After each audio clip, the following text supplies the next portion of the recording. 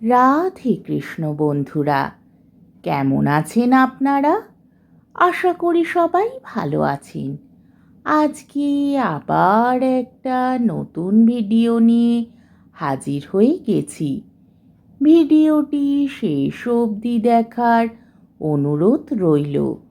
আজকের গল্প শরৎচন্দ্র চট্টোপাধ্যায়ের বিখ্যাত ছোট গল্প পথনির্দেশ। আজকে গল্পের অষ্টম পর্ব। দুদিন পরে জ্যোৎস্নার আলোয় খোলা ছাদের উপর পাটি পাতিয়া গুনি চুপ করিয়া শুইয়াছিল। হেম আসিয়া পায়ের কাছে বসিয়া পড়িল। তোমার পায়ে হাত বুলিয়ে দেব গুনিদা? গুনিদাও বলিয়া চোখ বুজিয়া রহিল। চন্দ্রালোকে দীপ্ত হেমের মুখের দিকে সে চাহিতে সাহস করিল না। হেম নিঃশব্দে হাত বুলাইয়া দিতে দিতে হঠাৎ বলিল, গুনিদা, বিধবার বিয়ে হওয়া কি ভালো? গুনি চোখ বুঝিয়াই বলিল, তুমি কি বলো? হেম বলিল, আমি তো বলতে আসিনি, শুনতে এসেছি। গুনি বলিল, পায়ে হাত বুলোনোটা বুঝি তার ভূমিকা? হেম সহজভাবে বলিল, না তা নয়, তোমার পায়ের কাছে বসলেই আমার হাত দেবার লোভ হয়। গুনি চুপ করিয়া রহিল। নিজের জীবকে সে বিশ্বাস করিতে পারিল না। হেম বলিল, কই বললে না? গুনি তথাপি চুপ করিয়া রহিল। হেম পায়ের তলায় একটি ক্ষুদ্র চিমটি কাটিয়া বলিল, বলো শিগগিরি। গুনি বলিল, বলবো, কিন্তু আগে আমার কথার জবাব দাও। কি? তোমার স্বামীকে তুমি ভালোবাসতে কি? একটুও না, সে কথা আমার কোনো দিন মনেও হয়নি। সেখানকার একটি পয়সার জিনিস সঙ্গে আনিনি, তাদের দেওয়া একখানি কাপড় পর্যন্ত পরে আসিনি। পেটে যা খেয়েছি তার চতুর্গুণ দিয়ে এসেছি, এমনই তাদের সঙ্গে আমার সম্পর্ক। গুনি বলিল, কিন্তু যারা সতীলক্ষ্মী তারা নিজেদের স্বামীকে ভালোবাসে, বিধবা হলে তার মুখ মনে করে আর বিয়ে করে না।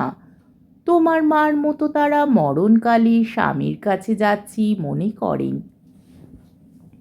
হেম বলিল, আমাকে তোমরা জোর করে ধরে বেঁধে বিয়ে দিয়েছিলে, আমিও সতীলক্ষ্মী, তাই মরণকালে আমি তোমার কাছে যাচ্ছি এই কথাই মনে করব।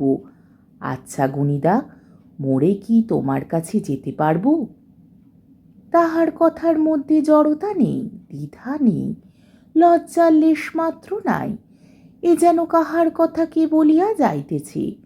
তখনকার হেমের সহিত আজিকার হেমের যেন সংস্রব পর্যন্ত নাই।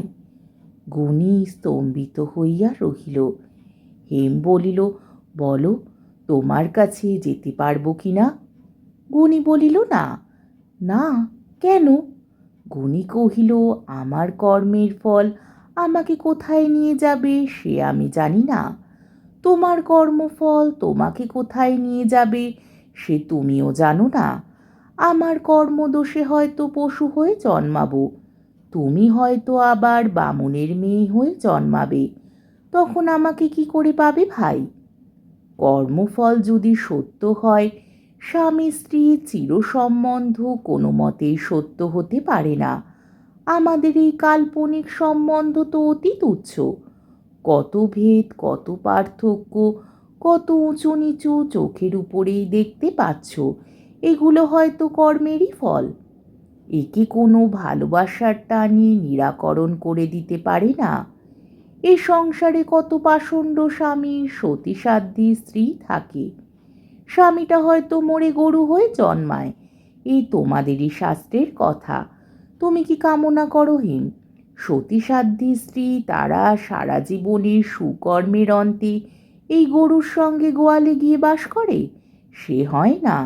তাহলে ভালো কাজ মন্দ কাজের অর্থ থাকে না। স্ত্রী নিজের কর্মে স্বর্গে যায়, স্বামী হয়তো জন্ম জন্ম নরক ভোগ করে, হাজার কামনা করলেও আর এক হবার উপায় থাকে না। হেম বহুক্ষণ নিস্তব্ধ থাকিয়া আস্তে আস্তে বলিল, তবে কি সত্যি আর মেলবার পথ থাকে না? গুণী বলিল, না, তার আবশ্যকও থাকে না।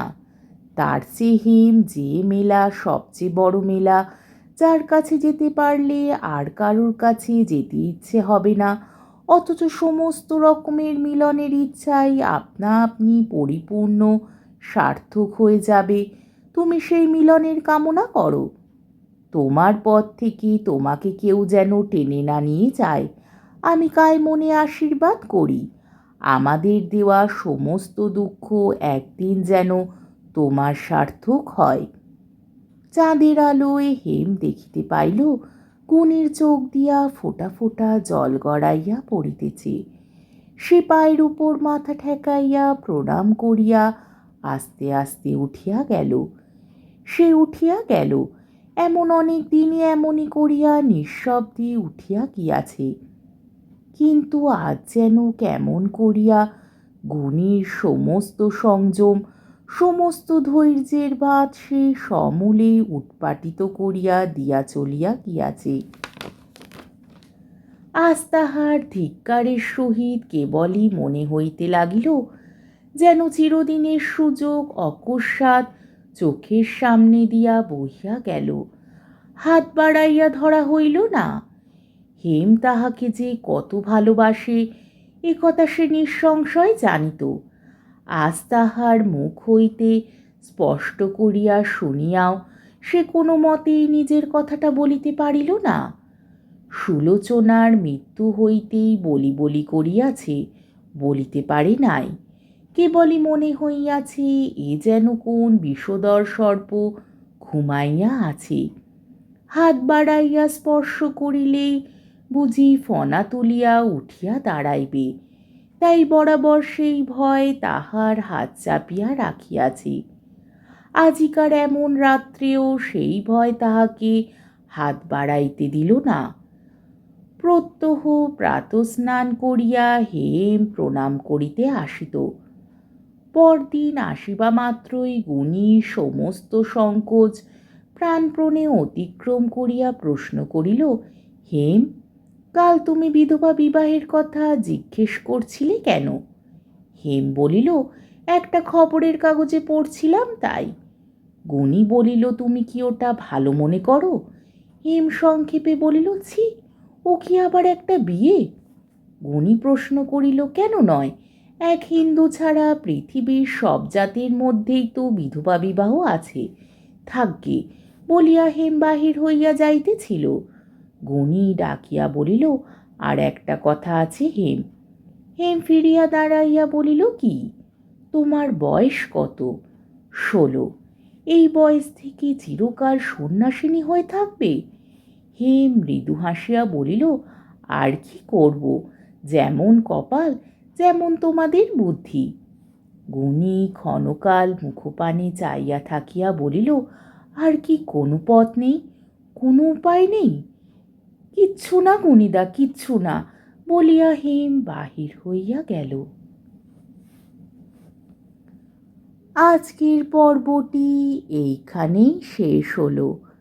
আমার ভিডিওটি যদি আপনাদের ভালো লেগে থাকে তাহলে আমাকে কমেন্টের মাধ্যমে আপনাদের মূল্যবান মতামত অবশ্যই জানাবেন এবং আমার ভিডিওটিকে লাইক ও শেয়ার করার ও আমার চ্যানেলটিকে সাবস্ক্রাইব করারও অনুরোধ রইল।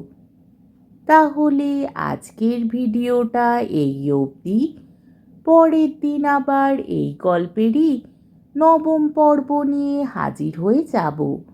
ততক্ষণ পর্যন্ত আপনারা সবাই ভালো থাকবেন, সুস্থ থাকবেন, সাবধানে থাকবেন এবং আমার ভিডিওটি দেখতে থাকবেন। তাহলে আজকে আসি। রাধে কৃষ্ণ।